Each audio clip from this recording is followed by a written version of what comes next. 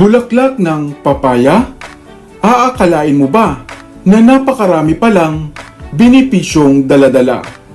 Hindi lamang bilang gamot, kundi ay pwede mo rin palang makain. Hello, what's up? Your best here. Siguro naman ay pamilyar ka na sa puno o prutas na papaya. Subalit kadalasan ang bunga lamang nito, ang hinog man o hilaw, ang binibigyan ng importansya. Kaya naman sa videong ito ay alamin natin ang mga gamit at benepisyo ng bulaklak ng papaya na maaaring hindi mo nga rin aakalain. Pero bago tayo magpatuloy, kung bago ka pa lamang sa ating channel, ay huwag mong kalimutan na pindutin ang subscribe button at ang notification bell upang lagi kang updated sa aking mga bagong uploads. Lahat tayo ay pamilyar sa papaya, sa bunga nito, sa lasa at sa sustansyang daladala. Subalit batid ko na iilan lamang sa inyo ang nakababatid na maging ang mga bulaklak nito ay mapapakinabangan mo. Bulaklak, hindi gaya ng babaeng papaya. Ang bulaklak ng papaya ay napakaraming nutritional value. Ang bulaklak na ito, gaya ng dahon at bunga, ay parehong nagtataglay ng mga nakamamangha at pambihirang mga benepisyo. Matapos kumain o uminom ng bulaklak nito, ay mapapansin ang pagbaba ng level ng insulin sa mga tao na mayroong diabetes. Napapababa nito at napapaayos ang daloy ng dugo upang maiwasan rin ang iba pang mga sakit sa puso. Kung ang bulaklak ng papaya ay mayaman sa vitamin A, vitamin C, vitamin E, folate na isa ring antioxidant. Prutas na papaya, maaaring gawing lunas sa iyong pusong sawi. Ikaw ba ay nabigo sa pag-ibig o kaya naman ay sawa na sa napakasalimuot na mundo? Batid mo ba na may isang prutas pala na makakalutas sa iyong mga problema? Ang prutas na papaya. Halika at sama-sama nating tuklasin ang natatanging bisa at kakayahan ng puno at prutas na papaya. Nakakain ka na marahil ng hinog o gulay na papaya, hindi ba? Subalit, batid mo bang hindi lamang sarap at linamnam ang maaaring hatid nito at daladala? Bagkus ay punong-puno pala ito ng napakaraming kakayahan, kagamitan at espiritual na bisa. Subalit saan nga ba nagmula ang papaya? Ang papaya ay walang tiyak o eksaktong lugar kung saan ito unang tumubo. Subalit, ayon sa tala, ay una itong nakita at naipakilala ni Christopher Columbus, isang manlalakbay nang una siyang mapadpad sa Central America. Kanya nga itong tinawag at binansagan na prutas ng mga anghel. Batid mo ba na napakalakas ng dagta ng isang papaya? Sapagkat mga 150 taon na ang nakalilipas nang matuklasan ng mga scientist na ang dagta pala ng papaya, lalo na ang hilaw nito, ay mas matindi pa sa ating mga laway. At may kakayahang tumunaw ng pagkain, kaya nga sa tuwing kakain ka raw nito, unang prutas na papaya, ay madali kang matutunawan. At bago natin pag-usapan kung paano mo nga ba ito gagamitin sa sugatan mong damdamin, ay alamin muna natin ang mga benepisyo ng prutas na papaya. Ito ay mayaman sa vitamin C kesa sa orange at mayroon pa ngang mataas na bilang ng vitamin E at vitamin A. Ang tinataglay nga nitong digestive enzymes ay tinatawag din na papain at cymopapain. Ay makakatulong bilang anti-inflammatory agent at upang mapabilis ang paghilom ng mga paso sa balat, kagat ng mga insekto o galos man.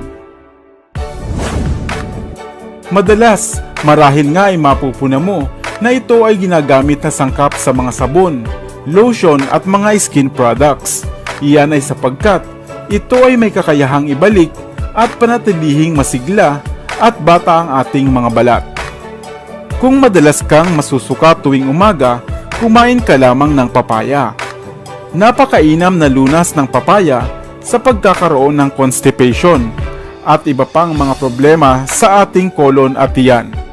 Kapag kumain ka ng papaya, ay mabilis ka ring matutunawan ng iyong mga kinain. At dahil may lutein din ang papaya, ay mainam itong pampalinaw ng inyong mga mata. Ngayon ay dumako na tayo sa espiritual nitong gamit na maaaring nais mo ring malaman.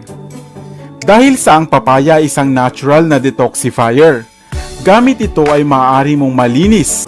Sa tulong nito ay lalakas ang iyong pananampalataya at pagtitiwala sa iyong sariling kakayahan at ibabalik nga nito ang iyong tiwala sa sarili at ang iyong dating sigla.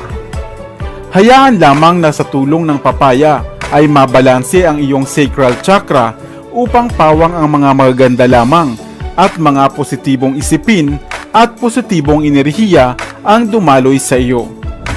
Ngunit papaano naman ito isasagawa o gagawin?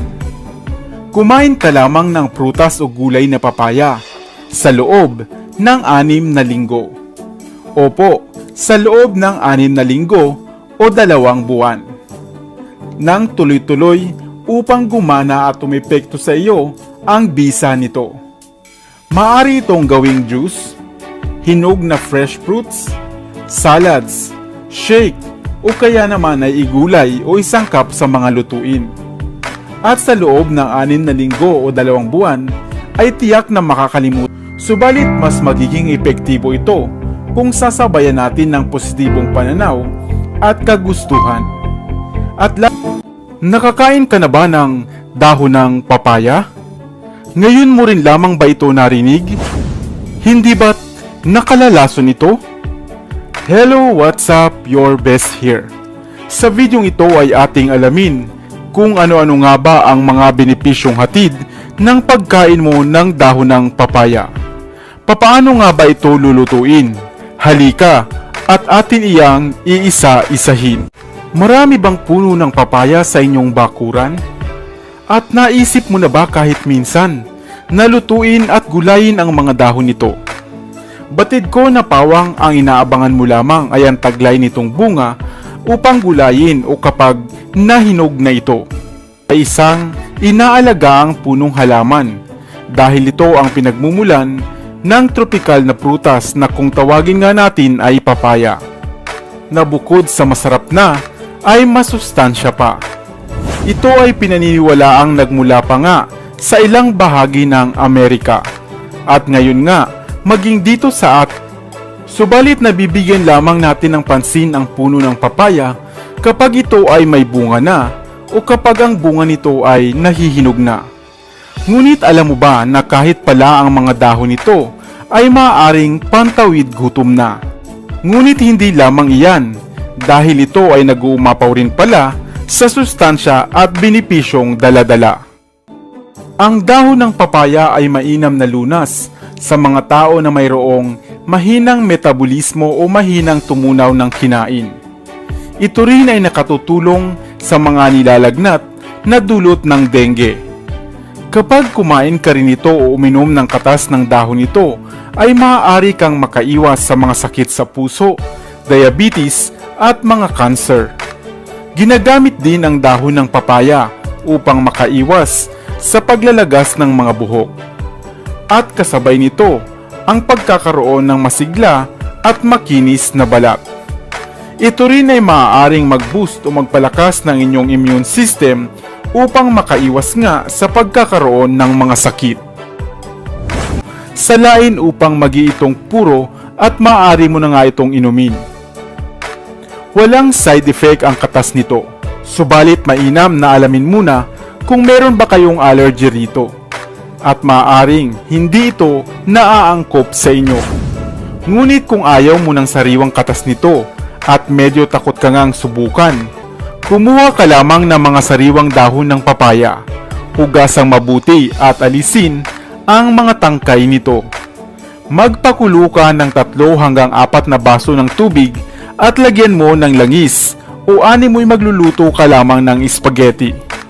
Ilagay ang mga dahon at haluin ito hanggang lubusang malanta at maging dark green ang kulay ng mga dahon nito.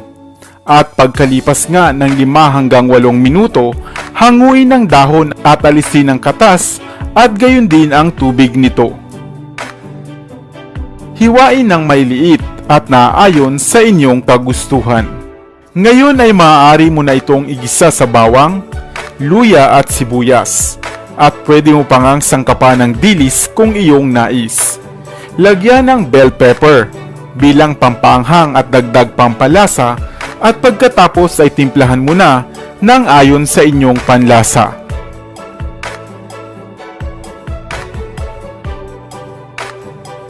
At makalipas ang 5 pang minuto, ilagay na ang gata at iba pang timpla na swakto sa inyong panlasa. Pakuluan ang dahan-dahan at yan, luto na ang inyong gulay na dahon ng papaya. Ikaw, nais mo rin bang matikman ang gulay na ito? Ang gulay na dahon ng papaya o ang prutas na lamang nito?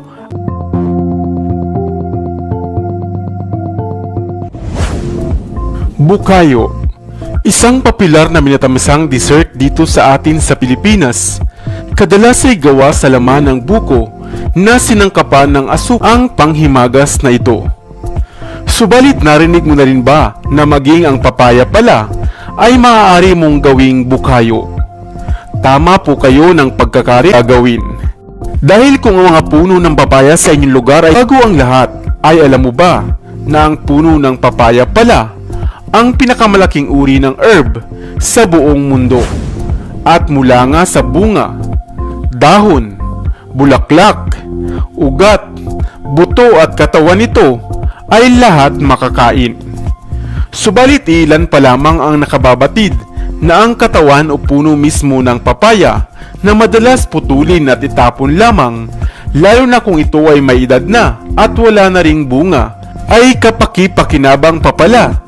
At sa ilang probinsya nga, sa Kabisayaan, ito ay pinagkakaguluhan pa nga. Kanila nga itong kinukuha at binibiyak upang malaman kung maayos at maputi pa at intact pa nga ang mga fibers sa katawan nito. Pagkatapos ay lilinisin ito at unti-unting kakayurin o i-scrape sa loob ng maghapon upang mabawat saka nga iluluto na ito. Katulad ng sa paggawa ng bukayo. Maaring gawing panghimagas. Ngunit ano-ano nga ba ang mga sustansyang makukuha sa katawan ng papaya? Hindi ba ito nakasasama? Ang katawan ng papaya ay ligtas kainin. Isa itong survival food at ginagamit na ring alternatibo, lalo na nga sa mga lugar na wala namang puno ng niyog. Tulad ng bunga ng papaya, mainam rin ito sa kalusugan ng ating mga balat at sa ating mga mata. Nakapagpapababa rin ng cholesterol level at maaring makatulong na malabanan ang pagkakaroon ng diabetes. Ang mga pagbabawas ng timbang. Kaya naman kung maraming ang puno ng papaya sa inyong bakuran, maaari ikaw, nakatikim ka na rin ba ng bukayo mula sa katawan ng papaya? O baka ngayon mo lamang din ito narinig? Kung oo ay mag-comment ka naman ng yes upang patuloy tayong magtampok ng mga kakaibang kaalaman na maaaring mapakinabangan at kapulutan ng aral. Sana ay may bago kang natutunan sa videong ito. Iwan ka naman ng comment sa comment section sa ibaba. I-like at i-share mo na rin para naman sa kaalaman ng iba.